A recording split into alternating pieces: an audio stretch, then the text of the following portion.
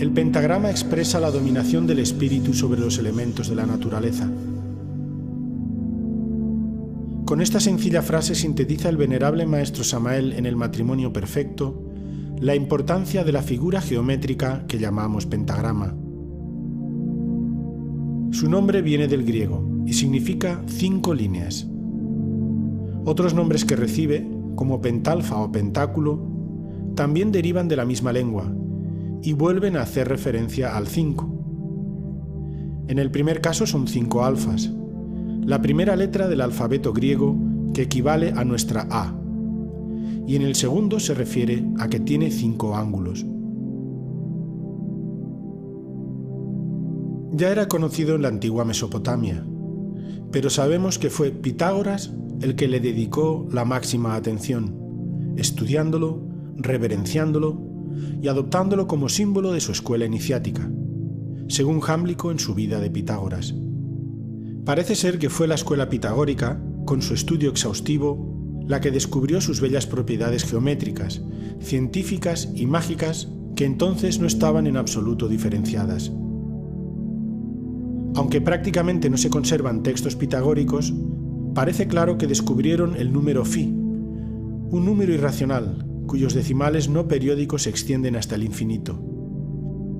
Además, todos los ángulos que existen en el pentagrama son de 36 grados, 5, 72 grados, 10, y 108, 5 interiores y 5 exteriores. Y su suma cabalística nos conduce a un nuevo número de gran importancia, el 9.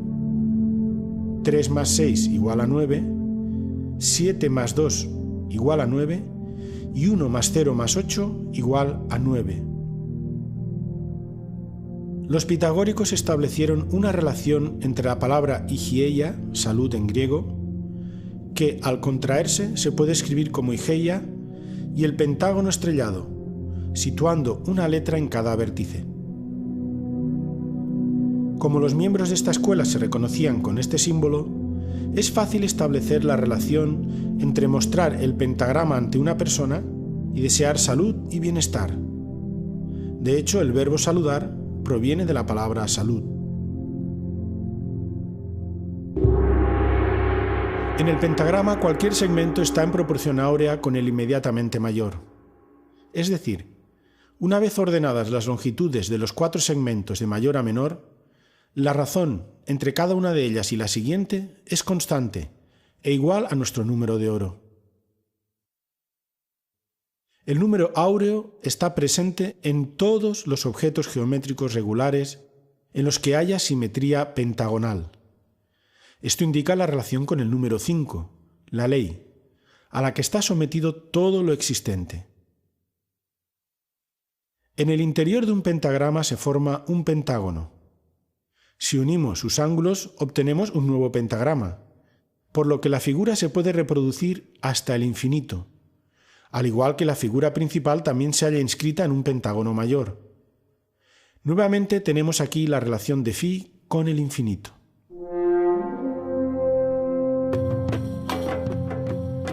Como hemos dicho, esta figura se encuentra desde época de las culturas mesopotámicas.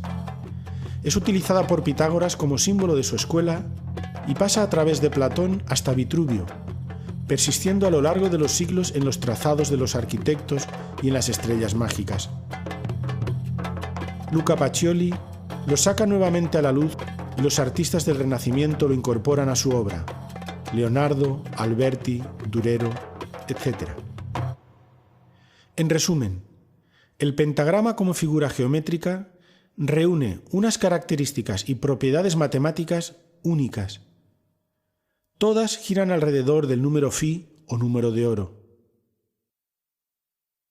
Este número irracional, ya que no puede ser expresado por un número entero, guarda relación con el número 5, la ley divina, y con el círculo, expresión de la perfección de Dios, así como con la espiral, que es el nexo de unión entre los mundos. Indudablemente las octavas del caracol se procesan musicalmente con las notas do, re, mi, fa, sol, la, si, en forma graduativa. Si observamos cuidadosamente una escalera espiraloide, veremos una sucesión de curvas cada vez más altas, en forma tal que van precedidas por las más bajas. Esta formación, esta distribución de las curvas en la forma de cualquier espiral, es suficiente como para comprender que entre octava y octava existen también pausas musicales. A cada una de estas pausas corresponde un descenso abismal.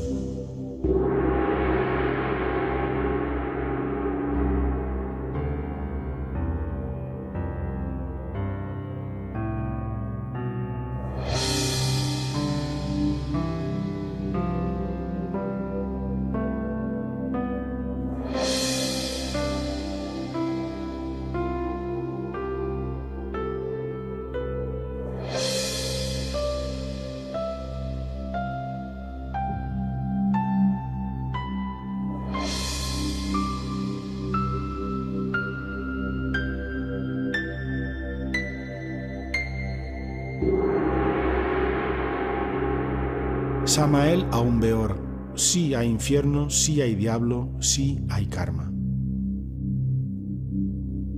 En Tarot y Cábala, Samael sintetizó de esta manera el símbolo esotérico del pentagrama.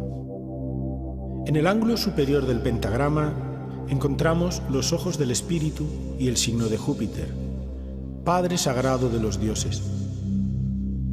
En los brazos el signo de Marte, símbolo de la fuerza. En los pies el signo de Saturno, símbolo de la magia. En el centro el símbolo de la filosofía oculta, el caduceo de Mercurio y el signo de Venus.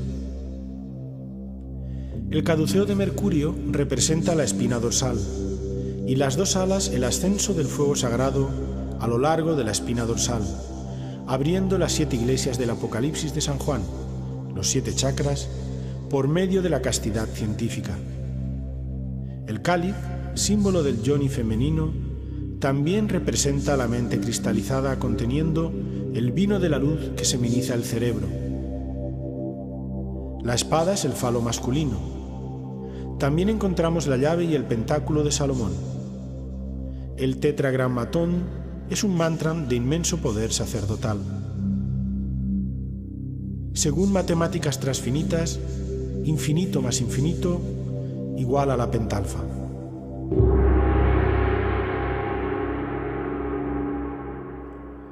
Su primera aplicación es la divina proporción, como la llamó Luca Pacioli en el siglo XVI, y consiste en la división de una línea en un punto tal que la distancia total sea a la mayor lo que la mayor es a la menor. Su virtud tiene un efecto estético, pues cuando más se aproxima una forma o un cuerpo a esta proporción, más bello y perfecto nos parece. Todas las criaturas de la naturaleza tienden a desarrollarse cumpliendo esta proporción.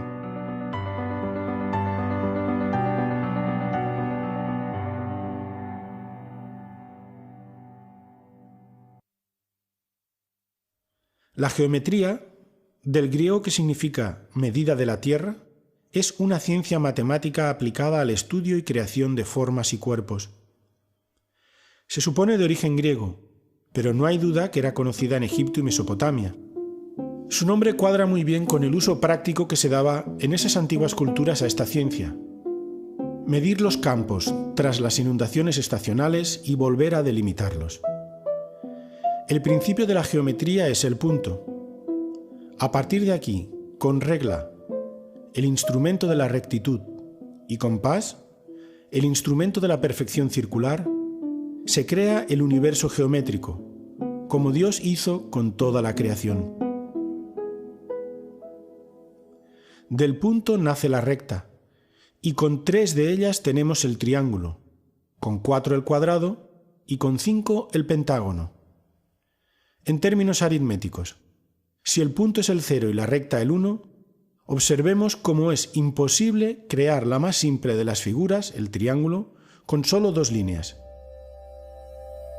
Esta es la más simple demostración del misterio de la creación, que requiere de la concurrencia de 3 elementos o fuerzas para su existencia. La forma de crear un rectángulo con phi consiste en apoyar un compás en la mitad de un cuadrado perfecto y extender su otra punta hasta su ángulo inferior. Haciendo girar el compás, nos dará el punto hasta donde se debe extender el rectángulo para que resulte áureo. Mediante este sencillo procedimiento, podemos entender que Phi relaciona el círculo, la perfección divina, con el cuadrado y el rectángulo, ambas formas ligadas al 4, el mundo manifestado. En el mismo triángulo-rectángulo tenemos implícito el valor de Phi, la armonía oculta que anima a todas las cosas existentes hacia la belleza y la verdad divinas. El psicólogo alemán Gustav Theodor Fechner, 1801-1887, realizó en 1876 el experimento de presentar rectángulos de varias medidas y darlos a elegir a diversos sujetos, prefiriendo la mayoría los que guardaban la proporción áurea. Los poliedros regulares son sólidos cuyas caras son todas iguales. Los pitagóricos demostraron que solo pueden existir 5 cuerpos regulares, que representan a cada uno de los elementos.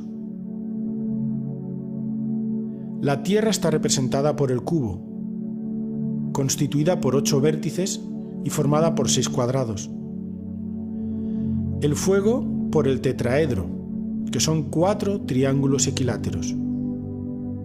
El aire por el octaedro, 8 triángulos equiláteros. El agua por el icosaedro, con 12 vértices y 20 triángulos equiláteros. El universo o el éter está representado por el dodecaedro, formado por 12 caras, que son 12 pentágonos regulares. Todos, en especial el icosaedro y el dodecaedro, guardan estrecha relación con el número de oro. Mediante un rectángulo áureo subdividido, se traza una espiral logarítmica que permite comprender todas las relaciones armónicas que se manifiestan en la naturaleza y en el arte. Podemos apreciar cómo los cuadrados y rectángulos áureos se suceden hasta el infinito.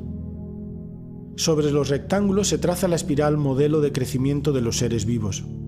Todos responden a la serie de Fibonacci. Cuando a un círculo le aplicamos la proporción áurea en un extremo, tenemos un nuevo perfecto.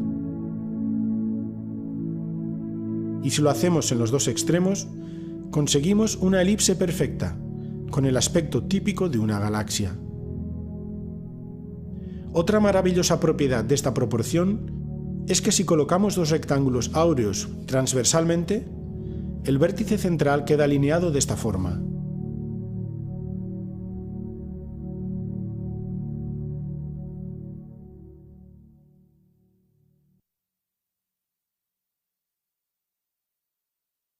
El llamado número Phi es la expresión numérica que ha hecho el hombre de una proporción que no es un invento humano, sino que existe en la naturaleza.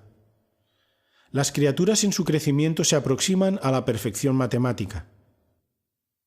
La espiral logarítmica determinada por los rectángulos áureos autorreproduciéndose marca el crecimiento de muchos frutos y flores y también conchas. Los ejemplos que se citan a continuación no son más que casos que se han investigado científicamente. Los cristales de pirita, aunque no es la forma principal de cristalización de los cuerpos. La filotaxia. Esta ciencia estudia la distribución de las ramas y hojas en forma helicoidal a lo largo del tallo, que siguen una espiral áurea, lo que además permite aprovechar al máximo la insolación. Por ejemplo, lo vemos también en el grueso de las ramas principal y secundaria respecto al tronco y en la distribución de las nervaduras de las hojas. La espiral de crecimiento de las piñas siempre combina igualmente espirales en sentidos opuestos de número secuencial de Fibonacci. En la mayoría de las flores vemos que existe la ley de Ludwig. Por ejemplo, la espiral del diseño de la flor del girasol, con 21 y 34 espirales en sentidos opuestos, ambos números de la sucesión de Fibonacci.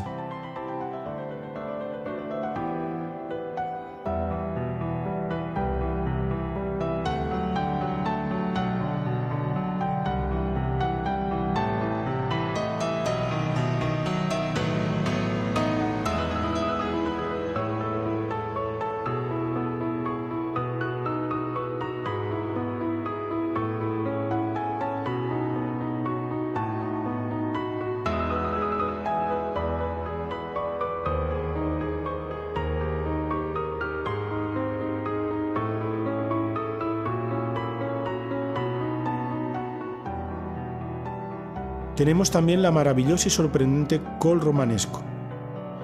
En la humildad de esta verdura se expresa la magia matemática de los fractales. En palabras sencillas, los fractales son formas en las que las partes y la totalidad son iguales entre sí. Las espirales de crecimiento nuevamente son números de la sucesión de Fibonacci. Las estrellas de mar. Al estudiar el movimiento de las abejas cuando se desplazan en un panal, se ha comprobado que corresponden con números de la sucesión de Fibonacci. Asimismo, la cantidad de abejas macho y hembra de un panal responde a la proporción áurea. Los tres tipos de espiral de los caracoles. La más espectacular quizás sea la concha del Nautilus, cada una de cuyas espirales es 1,618 veces más grande que la espiral precedente. Los pájaros. El diseño de la forma de sus colores.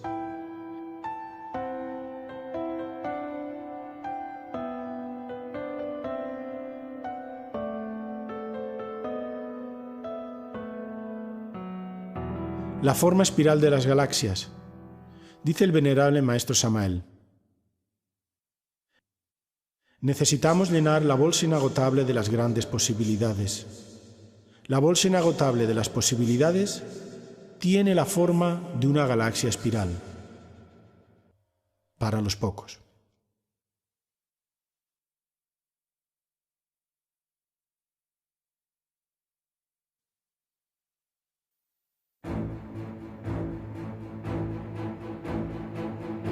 El pentagrama representa al hombre completo, escribe el venerable maestro Samael en el Matrimonio Perfecto. Según los filósofos griegos Heráclito y Protágoras, el hombre es la medida de todas las cosas. Estudios anatómicos y artísticos demuestran sin lugar a dudas que el canon ideal de la belleza es Φ. Cuanto más se aproxime un rostro o un cuerpo al número de oro, más bello nos parecerá.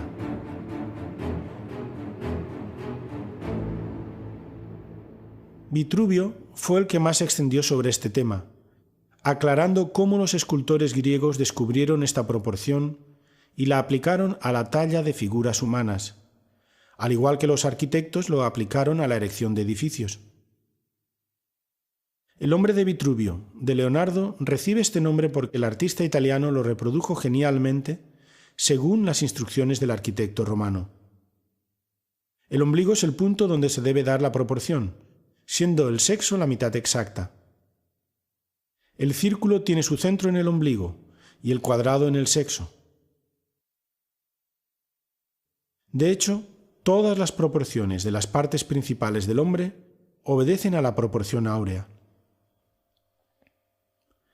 Los ventrículos del corazón humano recuperan su posición inicial en el punto del ciclo cardíaco que corresponde a la sección áurea. En la distancia del brazo a la punta de los dedos, del codo a la punta de los dedos, en la mano desde la muñeca al índice y en las falanges de los dedos de una mano encontramos la proporción áurea. En la altura y la posición del ombligo, en la proporción entre la anchura de la boca y la nariz, etc. Zeising ha estudiado las proporciones de miles de cuerpos y la tendencia es aproximarse a las medidas ideales marcadas por Phi. En el hombre son 8/5 y en la mujer 3/5.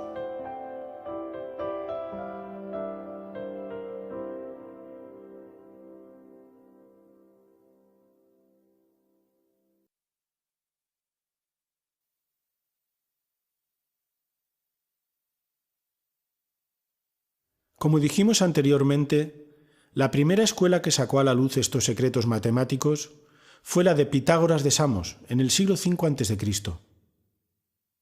Si bien se guardó de explicar públicamente la relación de las matemáticas sagradas con el desarrollo espiritual, pues era una escuela iniciática, es posible rastrear en el devenir de la historia de Occidente la presencia de estos conocimientos a través de dos vías: la teórica o literaria, los escritos de filósofos, matemáticos y artistas, y la artística, sobre todo la arquitectura, y en menor medida la escultura y la pintura. Aunque pudiera parecer que el conocimiento de la proporción áurea aumentara en el devenir histórico, lo único que está sucediendo es que aumenta el saber y decrece el ser, es decir, aumentan las explicaciones teóricas y disminuye su presencia y su uso consciente. Esto guarda estrecha relación con el alejamiento progresivo de la humanidad de lo divino, de la fuerza que puso en marcha el universo y creó al hombre.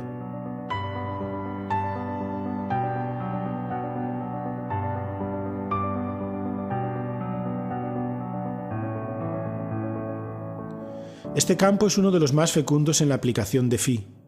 En forma natural, el artista tiende a expresarlo en las medidas de todas sus creaciones, dado su valor altamente estético. Pero además, no hay duda que se usó a modo de misterio matemático y místico en todas las grandes obras a lo largo de la historia. Ponemos ejemplos que han sido objeto de estudio. En la era mesopotámica, estamos hablando del año 7000 al 3200 a.C., en las tablillas de arcilla sumerias se encuentran grabados pentáculos.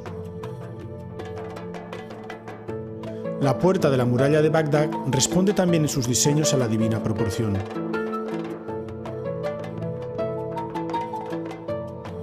A partir del 4700 oficialmente en Egipto, podemos afirmar que toda manifestación de la religiosidad egipcia, en lo que ahora llamamos arquitectura, escultura y pintura, responde escrupulosamente a la proporción áurea, sin la cual no se concibe ninguna creación humana dirigida a los dioses.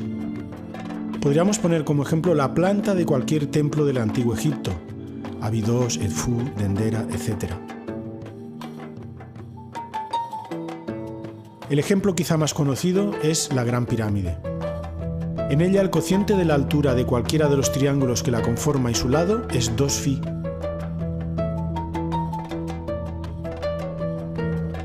La razón entre la altura de una cara y la mitad del lado de la base es 1,618, es decir, el número de oro. Pero no acaban aquí las sorpresas. El cociente entre el área total y el área lateral de la pirámide es también el número de oro.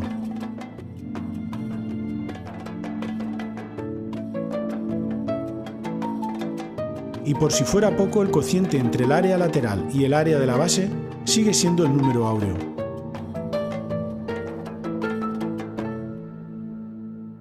Pitágoras, 582-500 a.C.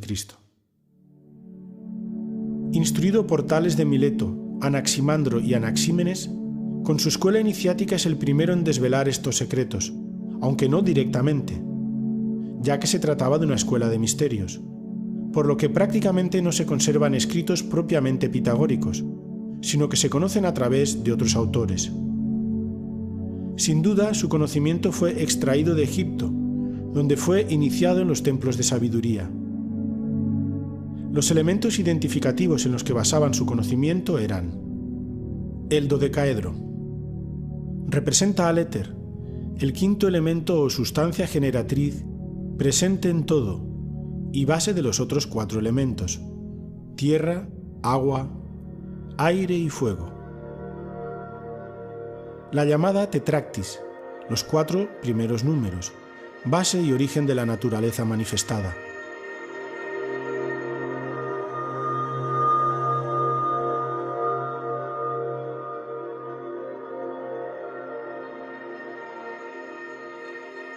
El triángulo rectángulo, que representa la inconmensurabilidad, como virtud divina presente en todo lo existente.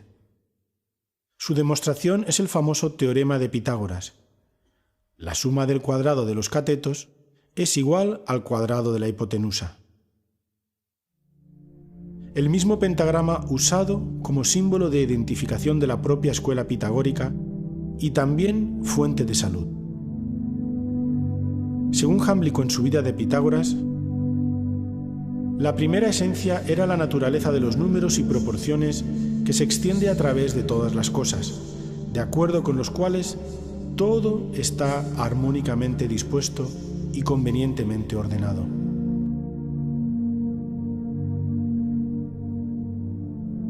La música. A través de su estudio de la mística de los números, descubrieron el carácter aritmético de la armonía musical.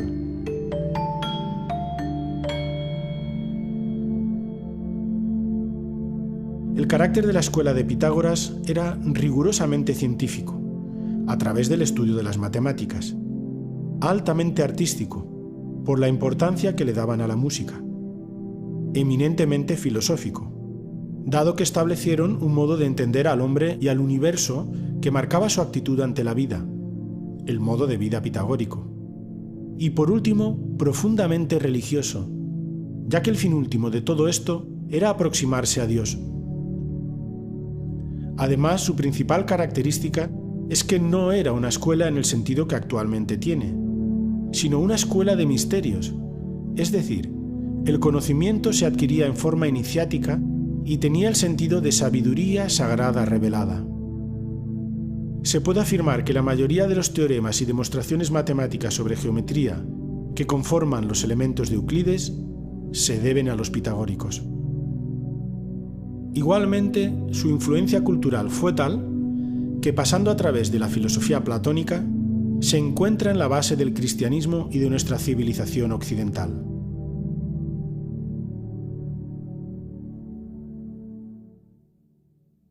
Arte de la antigua Grecia y Roma.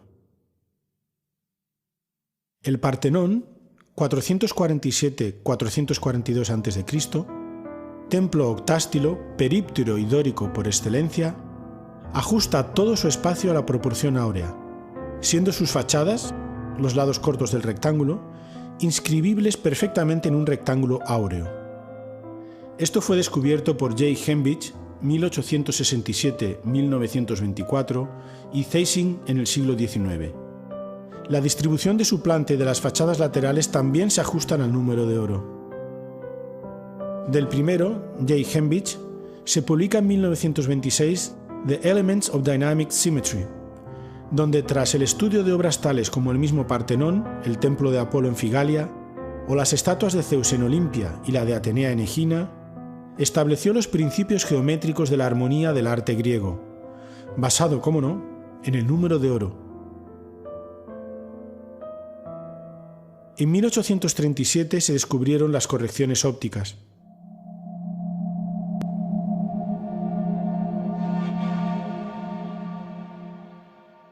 Sabemos que Pericles ordenó su construcción y encargó a Fidias que trabajara como escultor y supervisor de las obras.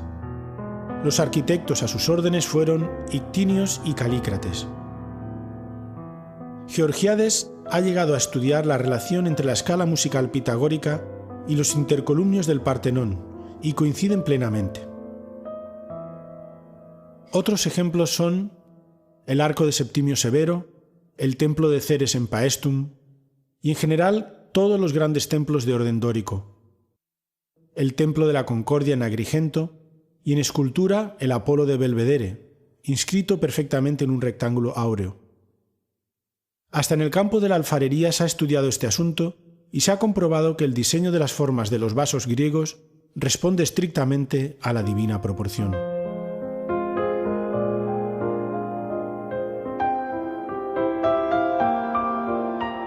Platón, 428 al 347 a.C.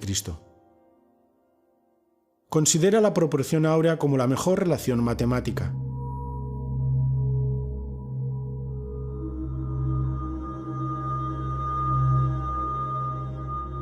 Habla de los 5 cuerpos regulares que tomaron el nombre de sólidos platónicos. El dodecaedro es la combinación de la que Dios se sirvió para trazar el plano del universo, según dice en su Timeo. También dice: es imposible combinar bien 2 cosas sin una tercera. Hace falta una relación entre ellas que las ensamble. La mejor ligazón para estas relaciones es el todo. La suma de las partes como todo es la más perfecta relación de proporciones. Esta es la naturaleza de la relación. La obra del más famoso de los filósofos griegos es tan vasta que nos limitaremos en este estudio a recordar la frase que rezaba en el dintel de la Academia de Platón: no pase quien no sepa geometría.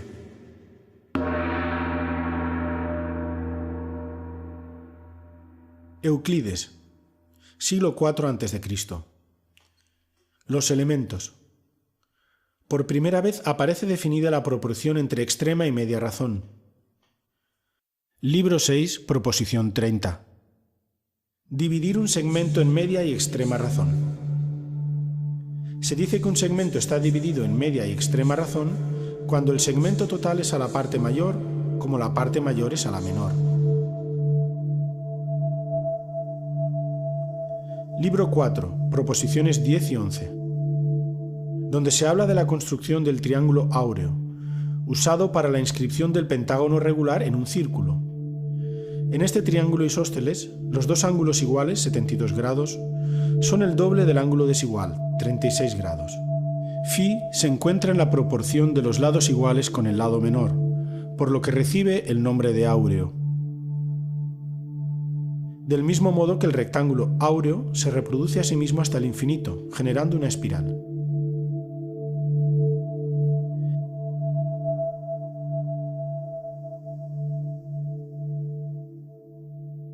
Vitruvio, 85-26 a.C. Para ser buen arquitecto hay que ser buen músico. La simetría consiste en el acuerdo de medidas entre los diversos elementos de la obra y estos con el conjunto. Como del cuerpo humano se deduce la proporción, aquella que los griegos llamaban analogía o consonancia entre las partes y el todo. Dicha simetría está regida por un módulo o canon común, el número.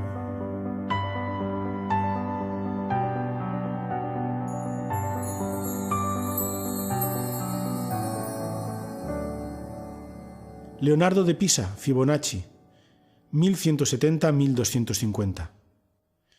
Escribió Liber Abaci, libro de los ábacos. Este gran matemático de la Edad Media introdujo, tras su estancia en África, los números árabes que revolucionaron la aritmética en Europa. Propone un problema sobre la reproducción de los conejos que da lugar a la conocida como sucesión de Fibonacci. Esta sucesión está vinculada además a la espiral y es la forma del número áureo más presente en la naturaleza. Esta progresión consiste en la adición de los números enteros con su precedente.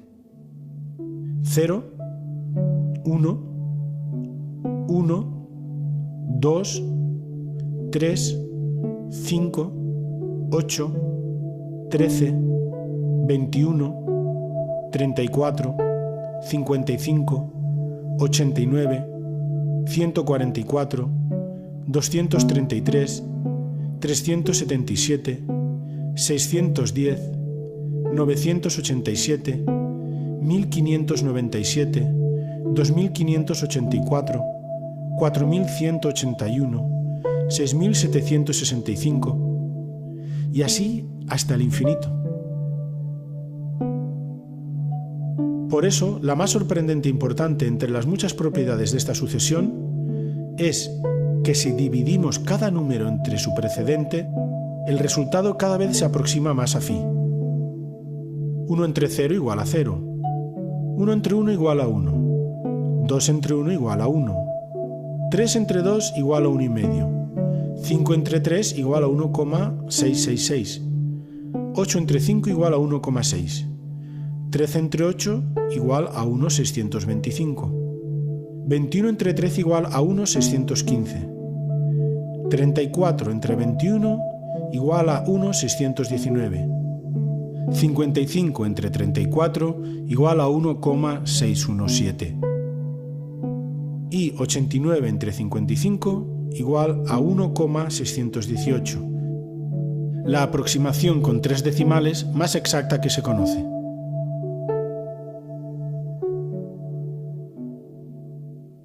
En la Edad Media, entre los siglos XI y XIV, tenemos como ejemplo máximo la Alhambra de Granada.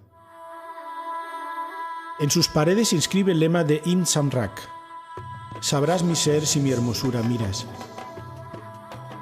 Esa hermosura proviene de su prodigiosa geometría, ya que los sabios árabes sabían que el paraíso estaba relacionado con la belleza de la perfección geométrica dirigida hacia Dios. La Alhambra es una de las más bellas expresiones de la geometría que el hombre ha construido. Si vamos adentrándonos en sus secretos geométricos, la admiración y veneración a lo divino se acrecienta, pues la Alhambra cumple con rigor los preceptos áureos. El segmento total es a la parte mayor, como la parte mayor a la menor.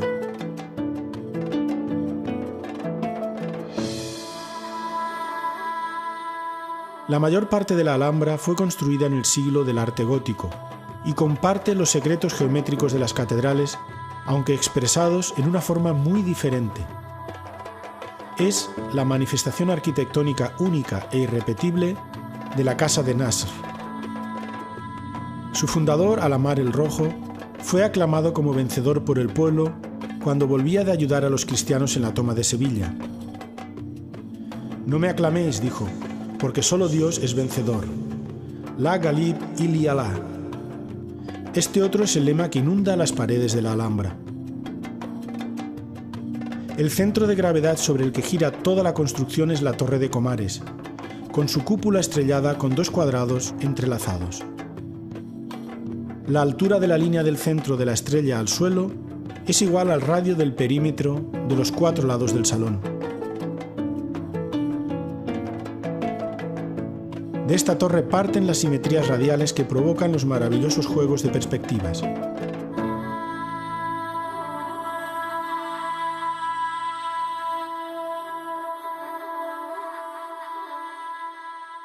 Del prerrománico, románico y gótico, podemos decir que las cofradías de artesanos y constructores de catedrales transmitieron los secretos iniciáticos de la mística pitagórica y los plasmaron en los edificios que construían. Es más, el mismo pentagrama aparece directamente en muchas construcciones, como se puede apreciar en los siguientes ejemplos: Catedral de Amiens, Rosetón Norte; la iglesia de Santa María de Lemgo, Alemania; la iglesia de San Juan de Castrojeriz, España; ermita de San Bartolomé en el cañón del río Lobos, Ucero, Soria;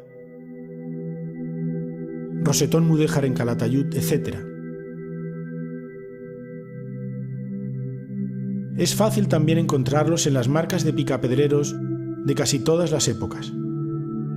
Se puede afirmar que prácticamente toda la arquitectura religiosa medieval, especialmente las catedrales góticas, observan fielmente la proporción áurea, como si los constructores consideraran imposible construir sin semejante principio matemático.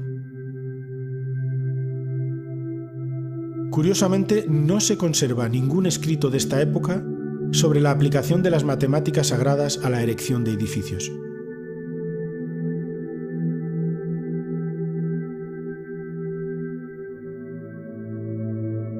Ejemplos de estudios concretos los tenemos en Santa María dei Fiori de Florencia,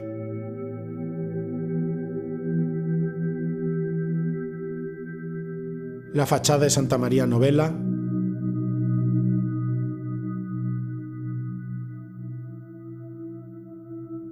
Notre Dame de París,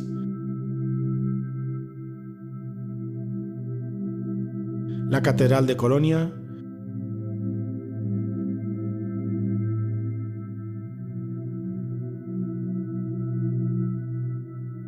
Saint-Ouen de Rouen,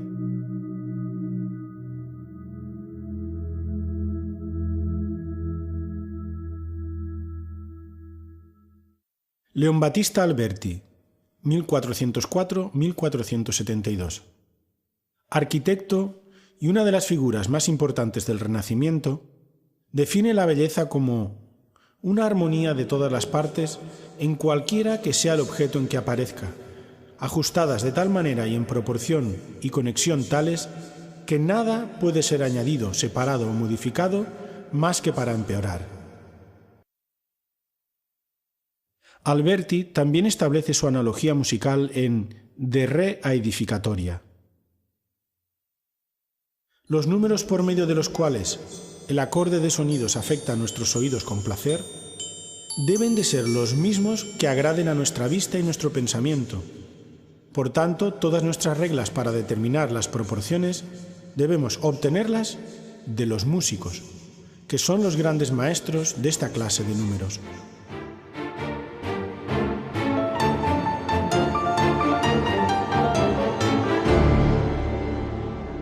Luca Pacioli, 1445-1508. De Divina Proportione. Aquí recoge el neopitagorismo y el neoplatonismo de la antigüedad, en clara relación con el Timeo de Platón, al que cita en repetidas ocasiones, con todas sus implicaciones matemáticas, religiosas, místicas, filosóficas y artísticas. Fue de suma importancia para los científicos y artistas del Renacimiento, alargándose su influencia para toda la posteridad, incluso a nivel mágico.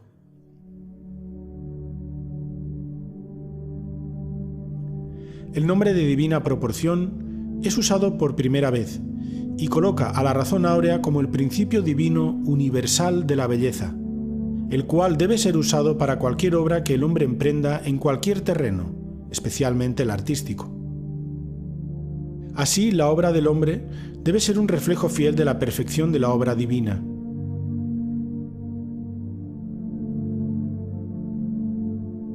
En el capítulo 2 de la Divina Proporción, Luca Pacioli escribe: Omnia consistum in numero, pondere et mensura. Es decir, que todo aquello que se encuentra distribuido por el universo inferior y superior se reduce necesariamente a número, peso y medida. En el capítulo 5, el monje franciscano explica por qué esta proporción matemática merece el nombre de divina. 1. Es una sola y no más, y dicha unidad es el supremo epíteto de Dios mismo. 2. La divina proporción se corresponde con la Santísima Trinidad. Así como en divinis hay una misma sustancia entre tres personas, de igual modo una misma proporción se encontrará siempre entre tres términos. 3. Así como Dios es indefinible, también la divina proporción no puede nunca determinarse con un número inteligible. 4. Dios nunca puede cambiar y está en todo. Así también es la divina proporción. 5. Así como Dios confiere el ser a la virtud celeste, llamada quinta esencia, y mediante ella a los otros cuerpos simples, es decir, a los cuatro elementos, tierra, aire, agua y fuego, que tienen su forma propia, cubo, icosaedro, octaedro, tetraedro, nuestra Santísima Proporción confiere el ser formal, según el antiguo Platón en su Timeo, al cielo mismo, atribuyéndole la figura del dodecaedro.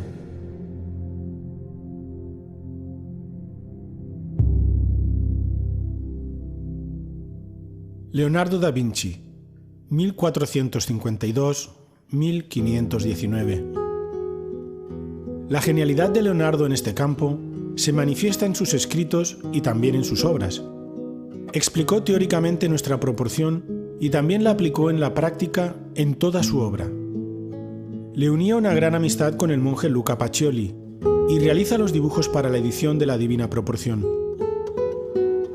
En su tratado de pintura afirma: nuestra alma está hecha de armonía, y la armonía no se engendra, sino que surge espontánea de la proporción de los objetos que la hacen visible. La gracia de las proporciones está encerrada en normas armónicas.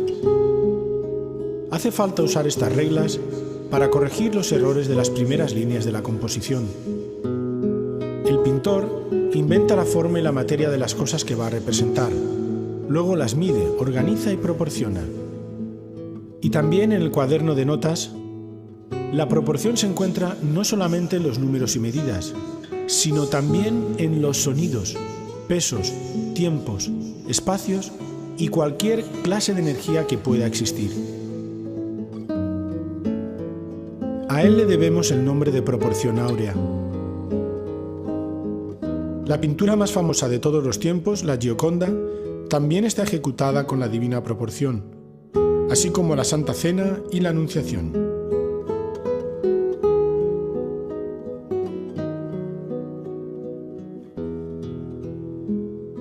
Albrecht Dürer, o Alberto Durero, en 1525, escribe la instrucción sobre la medida con regla y compás de figuras planas y sólidos. Allí desarrolla la espiral basada en el número áureo. En las obras Adán y Eva se ejemplifica la aplicación de la proporción áurea.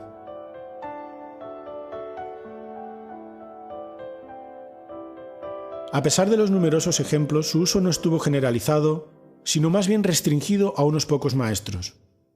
Se ha comprobado su presencia en la fachada del Colegio de San Ildefonso en Alcalá de Henares, 1537-1553, del arquitecto Rodrigo Gil de Ontañón. Con Miguel Ángel, la Creación y el David, por citar algunos ejemplos. Rafael, en la Madonna de Ansi Dei.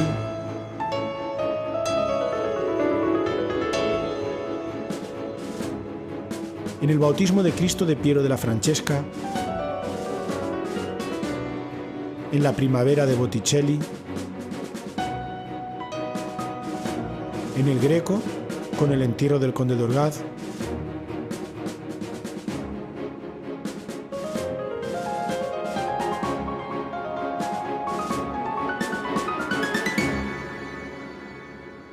En 1530, Cornelio Agripa escribe De oculta filosofía, en Amberes. Es un tratado de magia que incluye un libro de cábala donde habla del pentagrama y lo asocia a las propiedades del 5. Símbolo de la felicidad y de la gracia, sello del Espíritu Santo y vínculo que todo lo enlaza. Allí muestra al famoso hombre inscrito dentro de un pentagrama.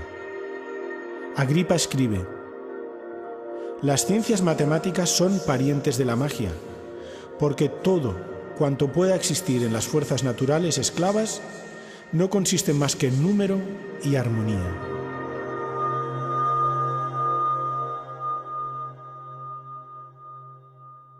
Paracelso, 1493-1541.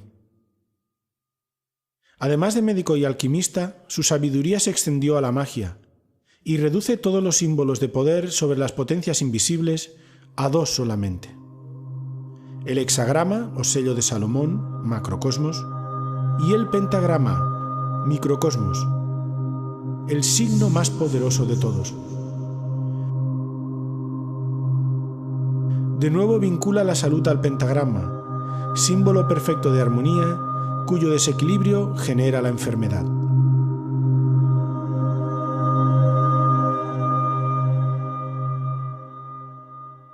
Johannes Kepler, 1571-1630. Edita en Tubinga en 1596 Mysterium Cosmographicum. Es el descubridor de la proporción matemática de las órbitas de los planetas, entre otras cosas, y escribe: la geometría tiene dos grandes tesoros. Uno es el teorema de Pitágoras y el otro es la sección áurea. Si el primero es una joya de oro, el segundo viene a ser una piedra preciosa. El maestro Samael escribe en 1959 en Nociones fundamentales de endocrinología y criminología: el mundo de las intuiciones es el mundo de las matemáticas. El estudiante que quiera elevarse al mundo de la intuición debe ser matemático o por lo menos siquiera tener nociones de aritmética. Las fórmulas matemáticas confieren el conocimiento intuitivo. El estudiante se debe concentrar en una fórmula matemática y meditar profundamente en ella. Después vaciar la mente y ponerla en blanco. Luego aguardar que el ser interno nos enseñe el concepto de contenido encerrado en la fórmula matemática. Por ejemplo, antes de que Kepler enunciase públicamente su famoso principio de que los cuadrados de los tiempos de las revoluciones de los planetas alrededor del Sol son entre sí como los cubos de sus distancias, ya la fórmula existía, estaba contenida en el sistema solar, aun cuando los sabios no la conocían. El estudiante puede concentrarse mentalmente en esta fórmula, vaciar la mente, adormecerse con mente en blanco y aguardar que su propio ser interno le revele todos los secretos maravillosos contenidos en la fórmula de Kepler. La fórmula de Newton acerca de la gravitación universal también puede servir para ejercitarnos en la iniciación. Esta fórmula es la siguiente. Los cuerpos se atraen entre sí en razón directa de sus masas y en razón inversa del cuadrado de sus distancias.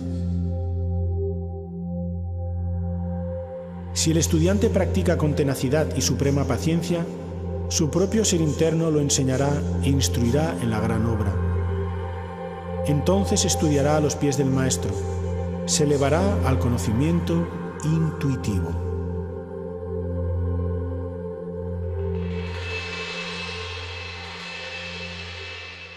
En los siglos XVII y XVIII aún decae más su uso. A pesar de ello, subsisten algunos ejemplos. Palladio y toda su arquitectura. Los pastores de la Arcadia de Nicolas Poussin.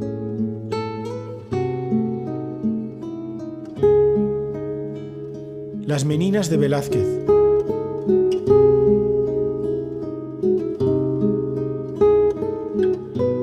Saturno devorando a sus hijos de Goya. Los edificios de la Plaza Vendôme de París.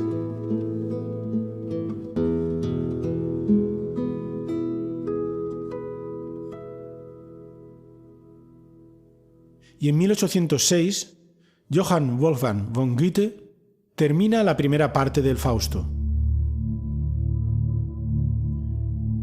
Mefistófeles.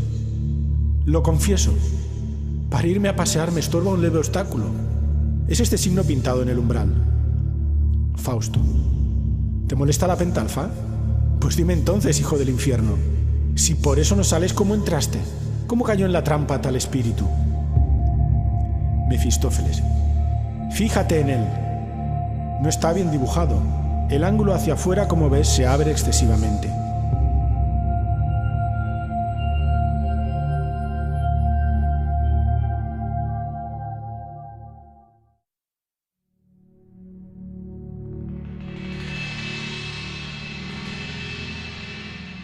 El pentagrama es el signo del verbo hecho carne, dice el venerable maestro Samael. Y también en el matrimonio perfecto, el pentagrama es símbolo del verbo universal de vida. Se puede hacer resplandecer instantáneamente el pentagrama con ciertos mantras secretos.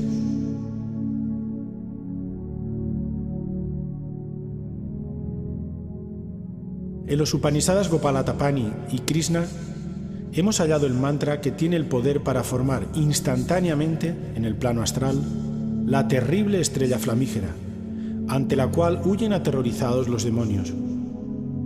Este mantra consta de 5 partes, a saber, Klim, Krishnaya, Govindaya, Gopihana, Vayavaya, Swaha. Al vocalizar este mantra, se forma instantáneamente la estrella flamígera ante la cual huyen aterrorizados los tenebrosos del arcano 18. El verbo cristaliza siempre en líneas geométricas. Esto está demostrado con la cinta magnetofónica. El discurso queda grabado en la cinta. Cada letra cristaliza en figuras geométricas. Basta después hacer vibrar la cinta en la máquina grabadora para que se remita el discurso. Dios geometriza. La palabra toma figuras geométricas. Estos mantras citados por nosotros tienen el poder de formar instantáneamente en los mundos suprasensibles la estrella flamígera. Dicha estrella es un vehículo de fuerza crística. Dicha estrella representa el verbo.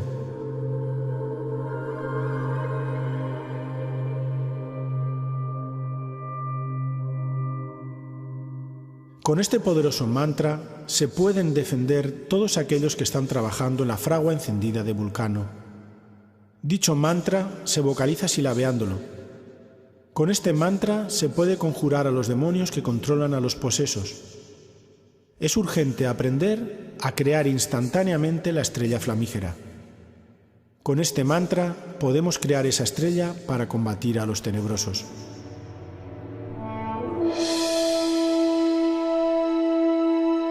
La palabra música es de origen griego y hace referencia a las musas.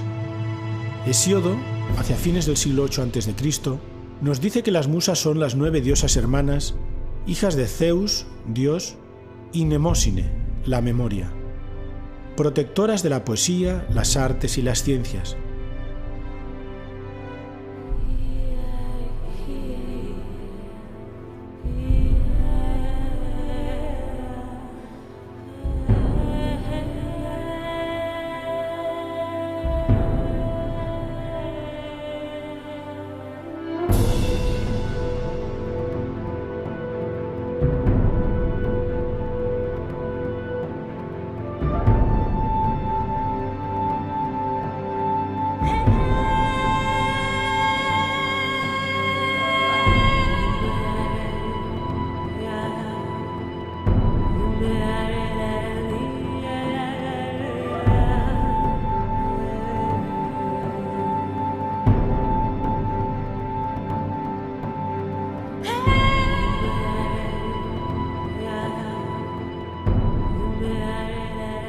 Como podemos observar, el concepto de música era más amplio originalmente y estaba muy unido a la poesía, la danza, el teatro e incluso a la astronomía.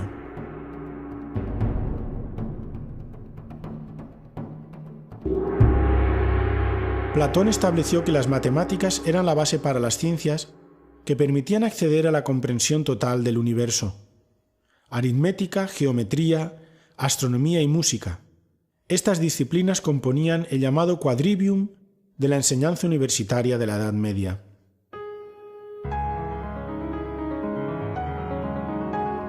Partiendo de la base de que el sonido es una onda que se transmite en proporción logarítmica, podremos entender la naturaleza matemática de la vibración de todo cuanto existe.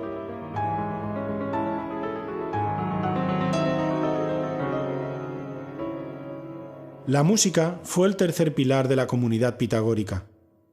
La armonía musical, cuyo descubrimiento se les atribuye, es, al igual que la lógica matemática, la manifestación del orden divino en el universo.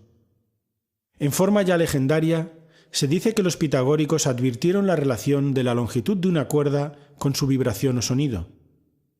Usaron un instrumento de una única cuerda, el monocordio, y descubrieron que su subdivisión en cierta proporción producía sonidos consonantes, es decir, que sonaban bien. Son las llamadas quintas, cuartas, terceras, octavas, etc. Estos intervalos se llaman así por el número de notas que contienen entre ellos. Así se estableció la llamada escala pitagórica, base de la música occidental.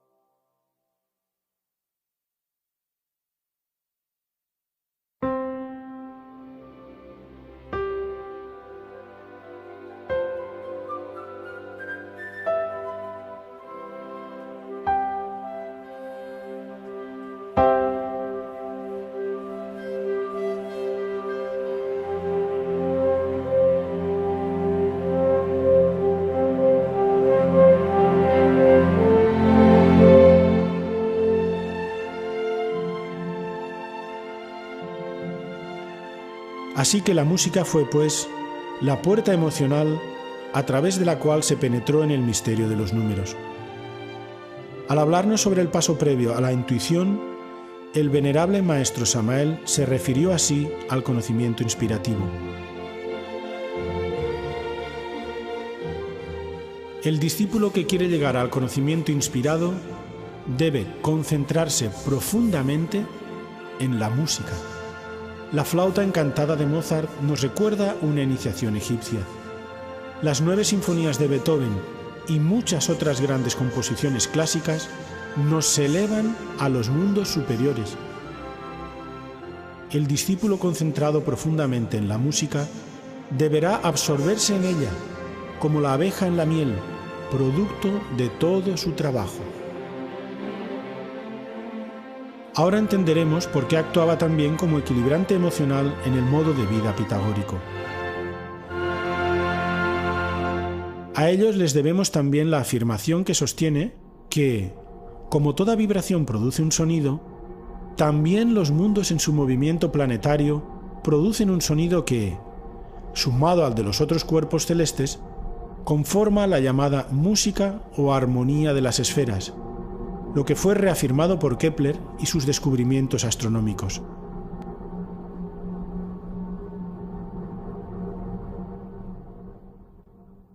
Se puede afirmar que la música occidental se basa en las relaciones numéricas entre las notas 3, mediante, 5, dominante, 8, octava y 13.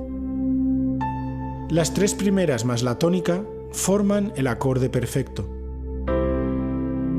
La nota 13ª de una escala da lugar a la nota inicial de la escala menor de la dicha escala.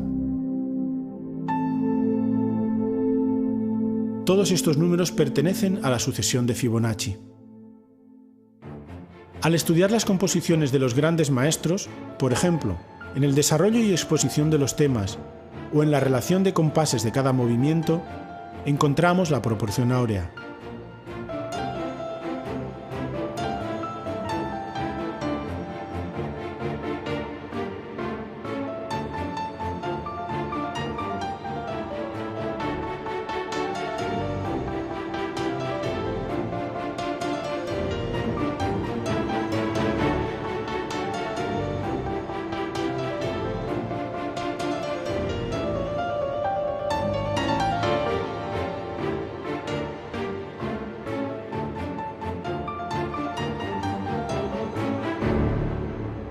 Hemos dejado a propósito la relación del pentagrama esotérico y el número de oro con la música para el final de este estudio, ya que en la ciencia de las vibraciones radica la clave para poder aplicar estos conocimientos sobre nosotros mismos. De acuerdo a la ley del 7, el desarrollo completo de cualquier cosa que se emprende en la vida está sujeto a una corriente de sonido con un principio y un fin que se divide en 7 periodos de desarrollo, llamados notas en la escala musical. Sabemos muy bien que debido a la naturaleza propia de la ley del 7, en una sola escala de desarrollo, compuesta por las notas do, re, mi, fa, sol, la, si, existe un periodo crítico entre la tercera nota, mi, y la cuarta, fa. Cuando precisamente nos encontramos en ese punto crítico de la corriente de desarrollo, la crisis se traduce en adversidades, resistencias, obstáculos, falta de motivación, pérdida de interés, confusión, dudas, etc. Lo que motiva que el esfuerzo entre en un proceso en el que se inicia una línea de desviación de fuerza que normalmente lleva a practicar de forma mecánica, con desgana y desagrado, con prisas y hasta con enojo, concluyendo generalmente en el abandono de la disciplina o del esfuerzo de cualquier trabajo. Para superar esos periodos de crisis solamente existe una solución: desarrollar la capacidad de sostener las notas, es decir, desarrollar la capacidad de sacrificio para mantener el mismo ritmo de trabajo. Los cantantes de ópera saben lo que es, en áreas de gran dificultad, sostener notas de voz sin crear desarmonías, producir los famosos gallos y sin dañar sus cuerdas vocales. Igualmente, En todo esfuerzo que hagamos en la vida, en toda disciplina de trabajo que nos propongamos, en los momentos difíciles debemos tener la capacidad de sacrificio suficiente para que no se produzca desviación de líneas o roturas de la línea de desarrollo. Debemos ser inteligentes, hacernos más conscientes de lo que hacemos, revalorizar los propósitos de trabajo, tomar conciencia del valor de la práctica. El crecimiento interior se fundamenta en la superación de las dificultades. Es en los momentos críticos donde más podemos aprender a conocernos a sí mismos. Muchas veces tenemos que seguir adelante cambiando algunas cosas, variando las formas para no caer en la mecanicidad. Esto lo sintetiza el venerable Maestro Samael en Para los Pocos. En el biorritmo de la vida todo se expresa basándose en la ley de las octavas. Durante este biorritmo, en Mi Fa aparece la primera crisis y en La Si la segunda crisis. La clave de los triunfadores está en superar las crisis basándose en el desarrollo de la capacidad de sostener las notas y en seguir los siguientes 3 pasos: elección, cambio y decisión.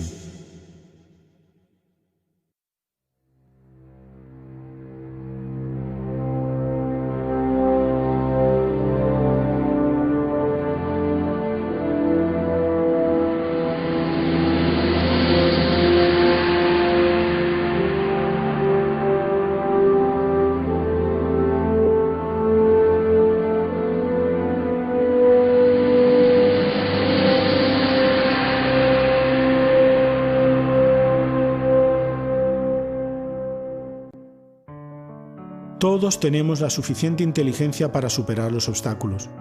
Debemos confiar en nuestro real ser, trabajar para nuestro real ser.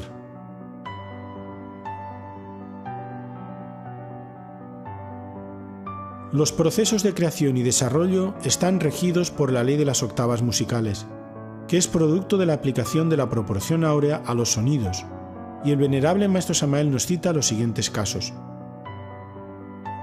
El proceso de transformación de las sustancias que entran al organismo, la transformación de las sustancias groseras en más finas, se encuentra bajo el gobierno de la ley de las octavas musicales.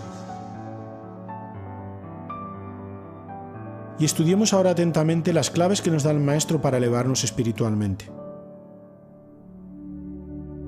El cuerpo planetario, cuerpo físico, vibra normalmente con las 7 notas de la escala musical: Do, Re, Mi, Fa, Sol, La, Si.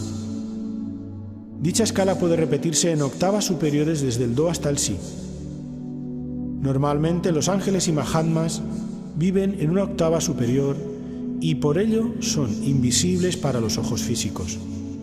Empero nosotros podemos elevar la tasa de vibraciones de nuestro cuerpo planetario, cuerpo físico, para pasarlo a la octava superior musical donde viven los ángeles y Mahatmas. Quien quiera elevar la tasa de vibraciones del cuerpo físico para pasarlo a la octava superior, debe utilizar para ello el ayuno, el silencio, la oración, la meditación y el buen incienso.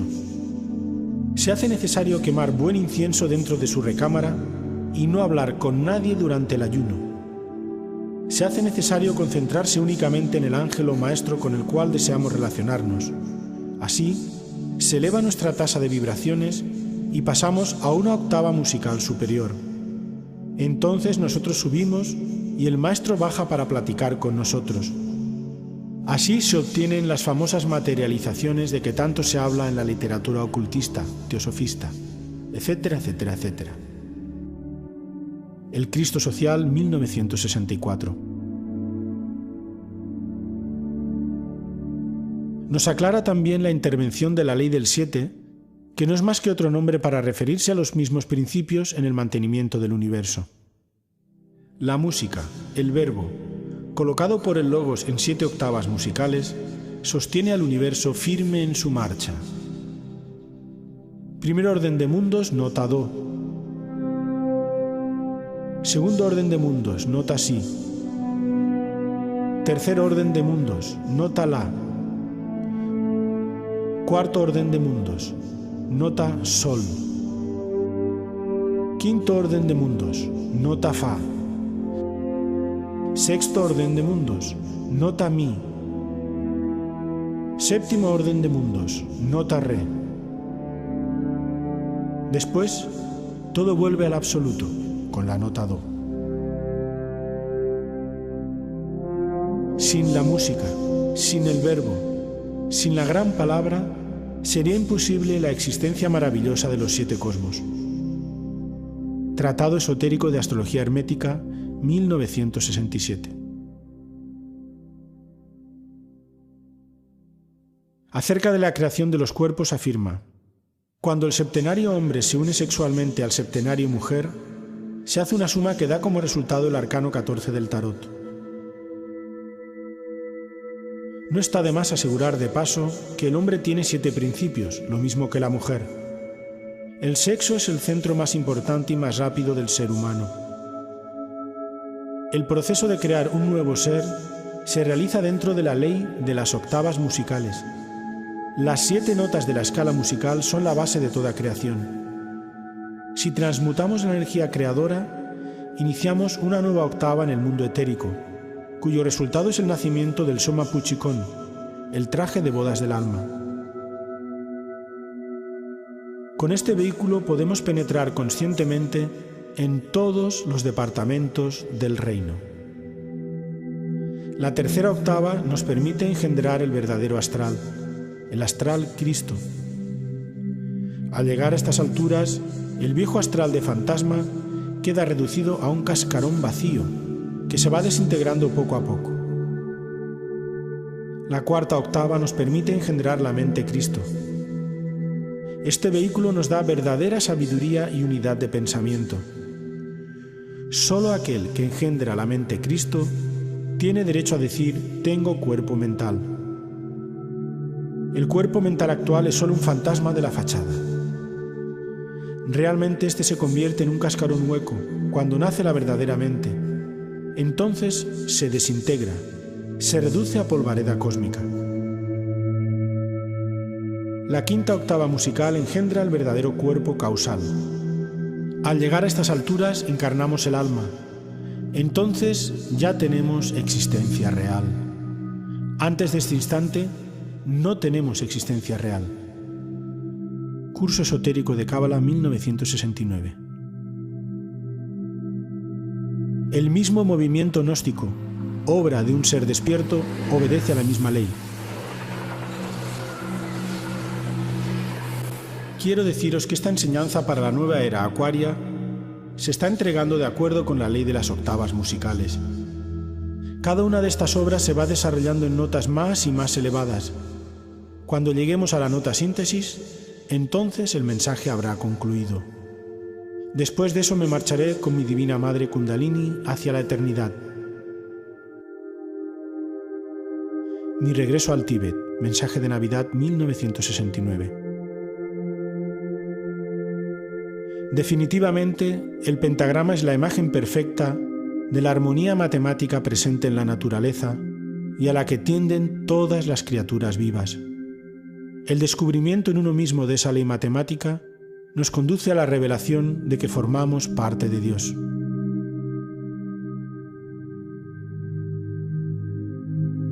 Ven tú, Madre de los 7 centros, que descansas en la armonía de la octava.